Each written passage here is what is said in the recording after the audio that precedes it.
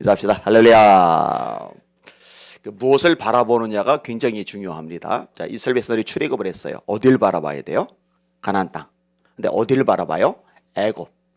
애굽 고깃가마 옆에 있을 때가 좋았어. 예수 믿기 이전이 좋았어. 신앙생활 하기 이전이 좋았어. 괜히 신앙생활 하다가 광야 지내고 물이 없잖아. 먹을 게 없잖아. 길이 험하잖아. 어우, 왜 이렇게 불편한 게 투성이야. 차라리 애굽에 있을 때가 좋았어. 하나님이 주신 약속의 땅 가나안을 바라보고 소망 중에 전제를 내야 되는데 자꾸 엉뚱한 것을 바라본단 말이에요. 이건 우리들도 똑같아요. 여러분 신앙생활을 시작했으면 하나님 나라를 바라보시길 바랍니다. 새 하늘과 새 땅을 바라보시길 바랍니다.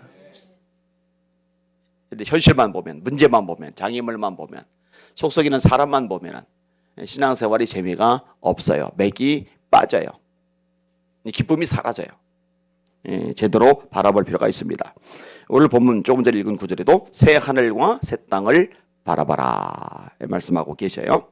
자, 오늘 본문은 재림하고 관련된 내용들을 다루고 있는데요. 먼저 앞부분에서 재림이 없다고 조롱하는 사람들이고 그럼에도 불구하고 심판의 날이 온다라는 것을 명확히 말씀합니다. 이 편지를 베드로 사도가 쓴 목적이 명확한데요. 이 두 편지로 베드로 전서 후서를 염두에 두면 돼요. 이 두 편지로 너의 신실한 마음을 일깨워 생각나게 하여 일깨우려는 거예요. 여러분 일깨우는 게 왜 필요하죠? 여차하면 느슨해지거든요. 여차하면 우리 신앙생활이요 둔해져 버리거든요. 그래서 일깨는 게 필요한 거예요. 누가복음 21장 34절에 주님이 말씀하십니다. 너희는 스스로 조심하라. 그렇지 않으면 방탕함과 술 취함과 생활의 염려로 마음이 둔하여지고 그날이 덫과 같이 뜻밖의 너에게 임할 것이다. 재미있는 표현이 나와요. 이게 우리 마음이 둔해지는 것을 경계를 하는데 앞부분에 두 개는 이해가 가요. 방탕함과 술 취함. 그렇죠. 방탕하면 마음이 둔해지죠. 영적으로 둔해지죠. 술 취하면은 마음이 둔해지죠. 영적으로 둔해지죠. 근데 이 방탕함과 술 취함 옆에 뭐가 하나가 붙었냐면 생활의 염려로 마음이 둔하여진다. 여러분 일상생활에 대한 염려가 우리를 영적으로 둔하게 만들어줘요. 예수님이 씨 뿌리는 비유 중에 첫 번째가 길가, 두 번째가 돌밭, 세 번째가 가시떨기, 네 번째가 옥토인데 길가는 말씀을 들을 때 아예 못 깨닫는 사람. 마귀가 말씀을 뺏어가는 거죠. 돌밭은 말씀이 뿌리를 깊이 못 내려요. 돌 때문에. 그래서 말씀 때문에 일어나는 시련이 있으면 시들어버리는 사람. 세 번째는 뿌리를 깊이 내려요. 햇볕 때문에도 걱정이 없어요. 잘 자라요. 이 형태를 어느 정도 유지를 했어요. 근데 열매까지는 못 가요. 왜? 가시의 기운이 눌려서. 가시는 뭐냐 두 가지인데 생활의 염려와 재리의 유혹. 생활의 염려가 또 나와요. 그러니까 이 염려 부분을 생각보다 성경이 많이 강조를 해요. 여러분 그거 맡겨 버리시길 바랍니다. 너희 염려를 다 주께 맡겨 버려라. 맡기라고 말씀하고 있어요.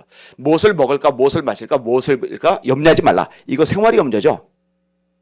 하지 말라고 주님이 말씀하실 때는 이유가 있는 거예요. 우리를 영적으로 둔하게 만들거든요. 곧 거룩한 선지자들이 예언한 말씀과 주 되신 구주께서 너희의 사도들로 말미암아 명하신 것을 기억하게 하려 하노라. 자, 일깨우는데 일깨우면서 목적하는 바가 하나가 더 있어요. 말씀을 기억하게 하려는 거예요. 왜 말씀을 기억하게 하려고 하느냐? 말씀이 기억이 되어야 이 말씀 붙잡고 살아야 우리 영혼이 살아나고 일깨워진 상태도 유지가 되기 때문입니다. 여러분 왜 교회에서 틈만 나면은 말씀 강조할까요? 왜 말씀을 날마다 읽게 하고 자꾸 말씀을 듣게 하고 그걸로 모자라 가지고 그냥 주일 오전 예배 때마다 막 무작위로 말씀 암송 막 시키고 이유가 뭘까요? 이 말씀이 들어가야 신앙이 깨어있는 신앙, 살아있는 신앙, 하나님께서 원하시는 신앙이 될 수가 있습니다. 계시록 1장 3절 이 예언의 말씀을 읽는 자와 듣는 자들과 지키는 자들이 복이 있나니 때가 가까움이라. 때, 예수님이 재림의 때를 말하는 거죠. 이 때가 가까울수록 진짜 복이 있는 사람은 세상에서 성공하고 출세한 사람이 아니라 말씀을 읽고 듣고 지키는 사람이 복이 있는 사람이라고 성경이 명확하게 말씀하고 계시거든요. 여러분이 그런 하나님의 사람들 되시기를 예수님의 이름으로 축원합니다. 이 성경이 말씀하고 있는 거예요. 자, 이렇게 성도들 향해서 일깨우고 말씀에 집중하게 하려고 서신을 쓰는 거예요. 자, 이 반면에 세상은 어떻게 되느냐? 또 예수님을 믿는다 하면서 사실은 말씀에 서지 못한 사람들의 반응은 뭐냐? 먼저 이것을 알지니 말세에 조롱하는 자들이 와서 자기의 정욕을 따라 행하며 조롱하여 이르되 주께서 강림하신다는 약속이 어디 있느냐? 조상들이 잔으로부터 만물이 처음 창조될 때와 같이 그냥 있다 하니, 예수님의 재림에 대해서 의문을 제기하는 거예요. 아니 재림한다며 근데 아무것도 없잖아. 아직도 재림 안 하시잖아. 에이, 이 재림 안 하시나 보다. 그대로네. 그러면 어떻게 돼요? 이 재림에 대해서 무심하고 일깨워지지도 않고 말씀에 서지도 않으니까 이런 사람들은 어떻게 하느냐? 자기의 정욕을 따라 행해요. 이게 세상의 마음을 빼앗기고 살아가는 거죠. 이 정욕이라는 단어하고 이 세상의 마음을 뺏기는 것하고 연결이 돼요. 이 세상에 있는 것들을 사랑하지 말라. 이는 세상에 있는 모든 것이 이때나죠. 육신의 정욕과 안목의 정욕과 이생의 자랑이니 다 아버지께로부터 온 것이 아니요 세상으로부터 온 것이다. 이 세상도 그 정욕도 다 지나가되 오직 하나님의 뜻을 행하는 사람은 영원히 거하느니라. 이 세상 불타버릴 것들이거든요. 뒤에 나와요. 지나가 버릴 것들이에요. 이 정욕도 역시 사라져요. 이 정욕이라는 건 세상에 우리 마음을 끌만한 요소가 있기 때문에 이 정욕, 욕심이 생겨나는 건데 우리의 욕심의 대상이 되는 것 자체가 다 사라지고 불타버릴 것들이에요. 그럼 뭐만 영원하냐? 하나님의 뜻, 이 뜻을 행하는 사람, 다시 말해 말씀을 행하는 사람들만이 영원한 거거든요. 그런데 이 정욕에 빠져버리니까 말씀은 관심이 없는 거예요. 주님의 재림에 대해서도 조롱해 버리는 거예요. 그래서요, 실제로 교회를 다녀요. 신앙생활을 안 하는 건 아니에요. 그런데 재림에 대해서 아예 관심도 감각도 없는 사람들이 생각보다 많습니다. 여러분, 예수님의 재림을 잊어버리시면 안 돼요. 볼지어다 구름을 타고 오시리라. 각인의 눈이 그를 보겠고 그를 찌른 자도 볼터요 땅에 있는 모든 족속이 그를 인하여 애곡하리니 그리하리라. 아멘. 예수님 다시 오십니다.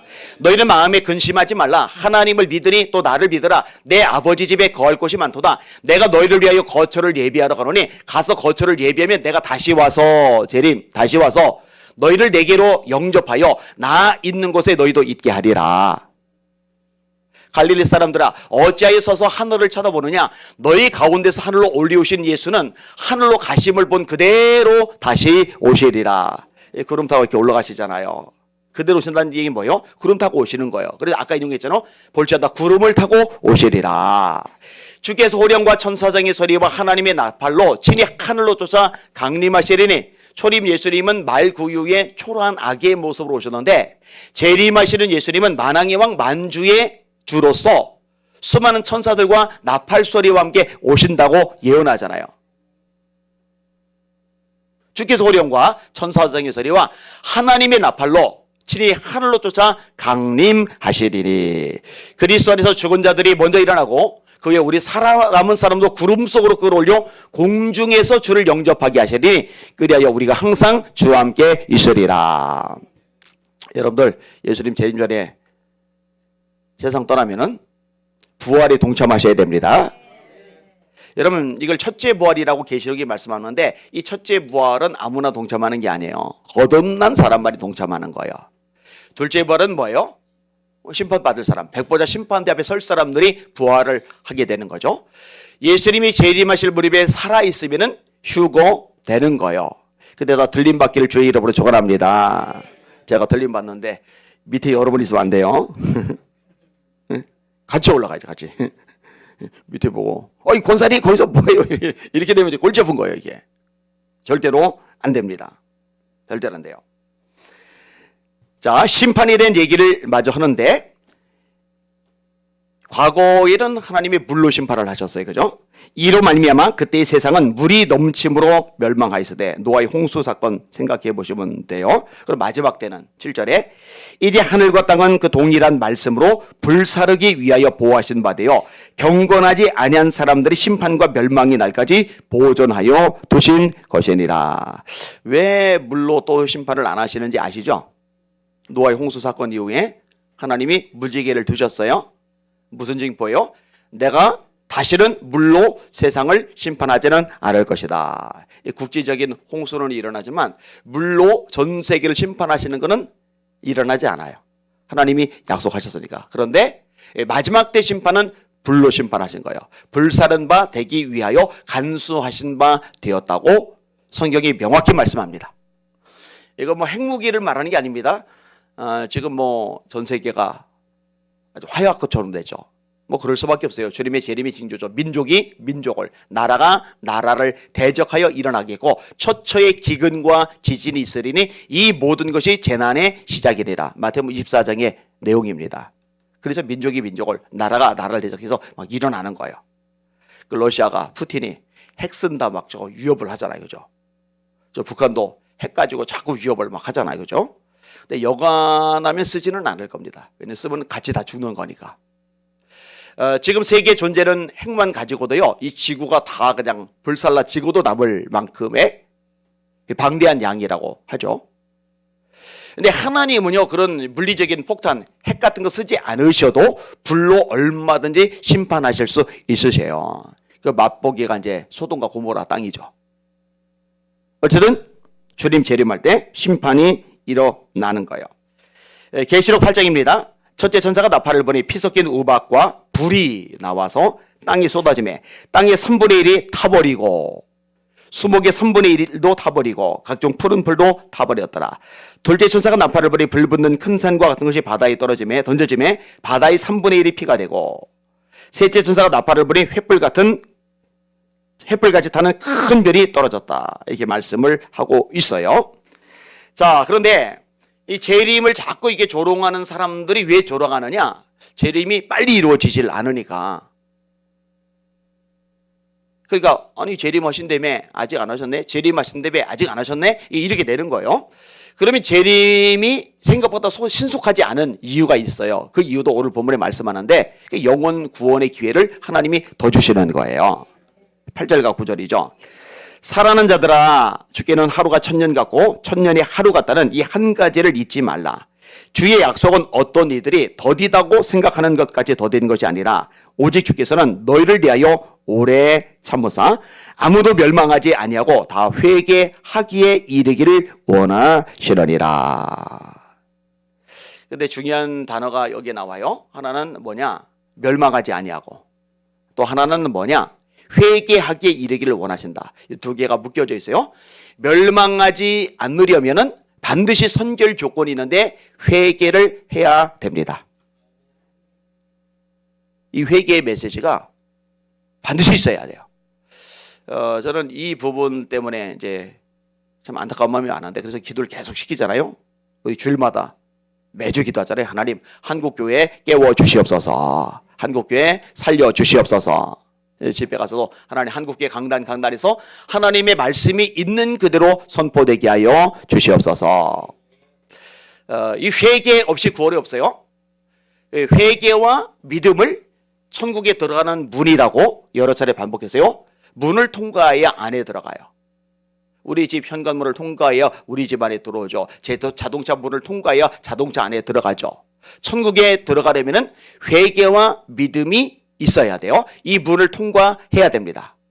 때가 찼고 하나님의 나라가 가까이 왔으니 회개하고 복음을 믿으라. 예수님의 첫 번째 메시지죠. 뭐 믿음으로 구원받는다는 거 모르는 사람 누가 있겠어요, 그죠? 네가 만일 네 입으로 예수를 주로 신하며 또 하나님께서 그를 죽은 자 가운데서 다시 살리신 것을 네 마음에 믿으면 구원을 얻으리라. 믿으면 구원을 얻으리라. 사람이 마음으로 믿어 의에 이르고 입으로 신하여 구원에 이르느니라. 오직 이것을 너희에게 기록하면 너희로 예수께서 하나님의 아들 그리스도심을 믿게 하려 하며 너희로 믿고 그 이름을 힘입어 영생을 얻게 하려는 것이라. 네가 어려서부터 성경을 알았나니 성경은 능히 너라이금 그리스도 예수 안에는 믿음으로 말미암아 구원에 이르는 지혜가 있게 하려 함이니라. 전부 믿음이에요. 믿음. 너희가 그 은혜에 의하여 믿음으로 말미암아 구원을 얻었나니 이것이 너희에게서 난 것이 아니요 하나님의 선물이라. 행위에서 난 것이 아니니 이는 누구든지 자랑하지 못하게 하려 하심이리라. 근데 여러분, 이 믿음하고 회개는 같이 가야 돼요. 아까 얘기했잖아요. 회개하고 복음을 믿으라. 너희가 각각 회개하여 죄 없이 함을 받으라. 그러면 성령을 선물로 받으리니. 실로암 망대가 무너져 18명이 죽었어요. 이들이 이같이 해받음으로 죄가 더 이른 줄 아느냐? 아니라. 너희도 만일 회개하지 않으면 다 이와 같이 망하리라. 회개하지 않으면 멸망한다고 예수님이 누가복음 13장에 말씀하셨어요. 빌라도가 사람을 인신공양했어요. 그들이 이같이 해받음으로 죄가 더 이른 줄 아느냐? 아니라. 너희도 회개하지 않으면 다 이와 같이 망하리라. 회개에 합당한 열매를 맺고 속으로 아브라함의 자손이라고 생각하지 말라. 도끼가 이미 나무 뿌리에 놓였으니 좋은 열매를 맺지 않는 나무마다 찢겨 불에 던져지리라. 여기서 열매는 회개에 합당한 열매를 말하는 거거든요. 하나님이 원하시는 거예요. 회개하고 멸망받지 않기를. 그 기간 동안에 유예의 기간을 두시는 겁니다. 하나님, 회개의 문, 믿음의 문을 이 땅 가운데 활짝 열어 주시옵소서. 자주 얘기하잖아요. 예수님의 재림 생각해 보면은요, 이 마음이 급해져요. 그죠? 진짜 중요하고 진짜 급한 거는 딱 하나 남아요.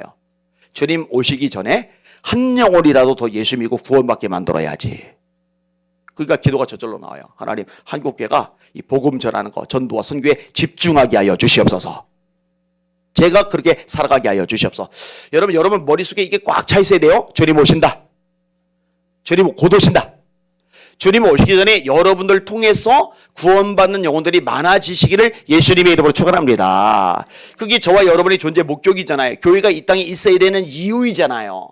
교회는 유람선이 아니라 구조선이라고. 틈만 나면 따라하게 하잖아요. 한 번 더. 교회는 유람선이 아니다. 힘차게 교회는 구조선이다. 여러분 통해 구원받는 영혼들이 날마다 생겨나시기를 예수님의 이름으로 축원합니다. 그렇게 되셔야 돼요. 자, 마저 또 다룰게요. 자, 10절에 보시면은 그러나 주의 날이 도둑같이 오리니. 그날에는 하늘이 큰 소리로 떠나가고 물질이 뜨거운 불에 풀어지고. 또 나와요. 불. 이 세상은 이 불로 사라져요. 뜨거운 불에 풀어지고 땅과 그 중에 있는 모든 것이 드러나리로다. 이 모든 것이 이렇게 풀어지리니 너희가 어떤 사람이 되어야 마땅하냐? 거룩한 행실과 경건함으로 하나님의 날이 임하기를 바라보고 간절히 사모하라. 그날에 하늘이 불에 타서 풀어지고 물질이 뜨거운 불에 녹아지려니와. 계속 반복해요. 불타버린다, 불타버린다, 불에 타서 녹아져버린다. 그럼 어떡하라는 거냐? 땅만 바라보지 말고 불타버리고 사라지고 없어질 거 땅의 것만 추구하지 말고 너의 눈을 본질적인 것에 집중을 해. 거기에 돌려. 그게 뭐냐? 하나님 나라, 새 하늘과 새 땅입니다. 23절이죠. 우리는 그의 약속대로 의가 있는 곳인 새 하늘과 새 땅을 바라보도다. 새 하늘과 새 땅이 계시록 21장에도 언급이 돼요. 또 내가 새 하늘과 새 땅을 보니 처음 하늘과 처음 땅이 없어졌고 바다도 다시 있지 않더라. 그러고는 예수님 재림하실 때 다 불타버리니까 지금 집도 없애버리고 사업도 다 없애버리고 그냥 학교 다니는 것도 다 없애버리고. 아니요, 그거 아니에요. 그러라는 거 아니에요. 주님의 재림이 임박하다고 그러니까 이제 아무것도 안 하고 하려고. 그때 바울 사도가 가르친 게 일하기 싫어하거든 먹지도 말게 하라예요. 일상생활 살아가는 거예요. 그런데 그 와중에도 이 땅의 모든 초점이 맞춰진 게 아니라 새 하늘과 새 땅을 바라보고 살아가는 거죠. 골로새서 3장이죠. 너희가 그리스도와 함께 다시 살리심을 받았으면, 구원 받았으면 그 얘기죠. 위의 것을 찾아라.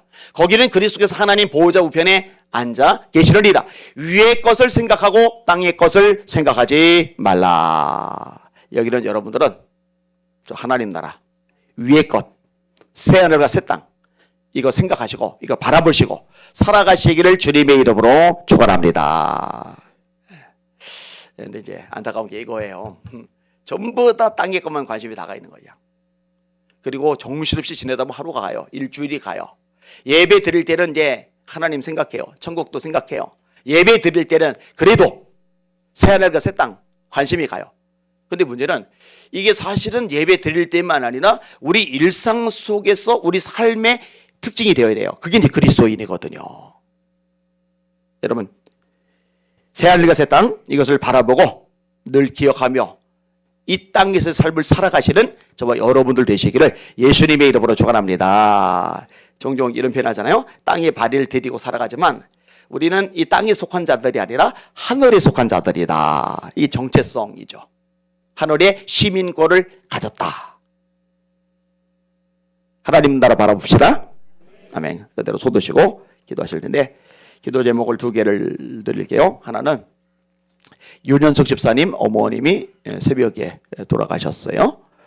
지금 대구로 내려가시다고 문자 받았는데 장례 절차가 은혜 가운데 잘 진행되도록 기도를 해주시고 홍 목사님이 단톡방에 버릴 겁니다. 홍 목사님이 이제 단톡방에 버리면 9시경에 시간 되시는 분들 같이 다녀오시고 그 다음에 또 하나는 이제 11시에 서울시 학생인권 조례안 폐지를 위한 시민대회가 서울시 의회 앞에서 있어요.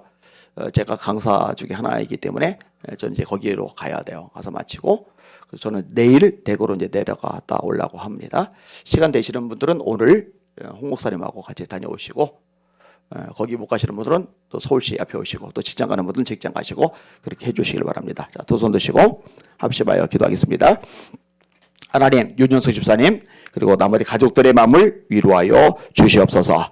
장례가 진행된 모든 절차 속에서 악한 영들 틈타기 못하게 차단하여 주시고 하나님의 은혜가 넘치게 하여 주시옵소서. 그리고 하나님, 차별금지법 막으려고 한국계가 그래도 움직이고 있고 애를 쓰고 있습니다. 싸우고 있습니다. 학생인권 조례안도 마찬가지입니다. 하나님, 하나님께 기뻐하지 않는 이런 시스템, 제도, 조례, 악법들 예수 이름으로 파쇄되게 하여 주시옵소서. 우리 주여 한번 부르고 합심하여 기도합니다. 주여! 하나님 아버지 감사합니다. 찬양과 존귀와 영광과 경배 받으시길 원합니다. 하나님 아버지 할 일 많은 세상입니다. 하나님 아버지 정말 신경 쓸 것 많고 싸워야 될 것 많습니다. 그러나 하나님 투덜대지 않습니다. 원망하거나 불평하지 않습니다. 그만큼 할 일이 많다는 것은 상급이 크다라는 얘기이기 때문입니다. 주님 앞에 상급받을 일들이 점점 많아지니 감사하면서 사명 감당하게 사오니 주님 도와주시고 은혜 베푸시고 역사하여 주시길 원합니다. 하나님 아버지 우리 윤현석 집사님 그 마음을 위로하여 주시옵소서. 유족들의 마음을 위로하여 주시옵소서. 오늘 새벽에 하나님의 부르심을 받았는데 하나님 장례가 진행된 모든 절차들 속에서 악한 영들 원수하게 틈타지 못하게 차단하여 주시고 하나님의 은혜가 장례식장이 흘러 넘치게 하여 주시길 원합니다. 하나님 아버지 도와주옵소서. 하나님 대구 지역입니다. 거리가 멀기 때문에 오고 가는 길에도 주님께서 안전하게 지켜주시고 우리 성도를 피곤치 않도록 지치지 않도록 세임을 허락하여 주시길 원합니다. 하나님 동행하여 주시옵소서. 하나님 역사하여 주시옵소서. 하나님 축복하여 주시옵소서. 하나님만 바라보며 의지하며 악망하게 하여 주시길 원합니다. 하나님 아버지 우리 대한민국 또 한국교회 주님 앞에 거룩해야만 합니다. 하나님 아버지 큰집에 금그릇 은그릇 아버지 동그릇 질그릇이지만 하나님이 쓰시는 그릇은 깨끗한 그릇입니다. 거룩하고 주일에 쓰심이 합당하며라고 말씀하고 계십니다. 하나님 주님의 재림을 기다리는 사람 그 깨끗하신 것 같이 자기를 깨끗하게 하느니라 라고 말씀하십니다. 주님 도와주십시오. 모든 사람으로 더불어 화평함과 거룩함을 따르라. 이것이 없이는 아무도 주를 보지 못하리라. 주님 재림하실 때 화평함과 거룩함을 따르라고 이 거룩함을 따르라고 이것이 없으면 주님을 보지 못한다 하셨습니다. 주님 한국교회가 거룩하게 하여 주시옵소서. 목회자들이 성도들이 거룩을 추구하게 하여 주시옵소서. 하나님이 너희를 부르심은 부정하게 하심이 아니요 거룩하게 하심이니 이를 저버리는 자는 사람을 저버림이 아니요 너희에게 그 성령이신 하나님을 저버림이니라. 오직 너희를 부르신 거룩한 자처럼 너희도 모든 인실에 거룩한 자가 되라. 기도가 있을 때 내가 거룩하니 너희도 거룩할지어다 하셨느니라. 누구든지 하나님의 성전을 더럽히면 하나님이 그 사람을 멸하시리라. 하나님의 성전은 거룩하니 너희도 그러하니라. 주여 한국교회가 거룩에 힘쓰게 하여 주시옵소서. 거룩에 집중하게 하여 주시옵소서. 그리고 그 힘을 가지고 한국교회가 영원 구원의 모든 것을 쏟아붓게 하여 주시옵소서. 선교와 아버지 진보에 올인하는 한국교회가 되게 하시고 우리를 되게 하여 주시기 원하나이다. 천국의 소망을 누며 날마다 주님 알아보고 하루하루 살아가게 하여 주시기 원하나이다. 하나님 에디마이러리 코이를 소이러리 케비 카이러리 소이러리 비마이러리 마이러리 로코이러리 케비 마이러리 소이러리 케비 마이러리 소이러리 케비 카이러리 마이러리야 에디마이러리 쉐비 마이러리 케비 마이러리 소이러리 케비 마이러리 아스가스가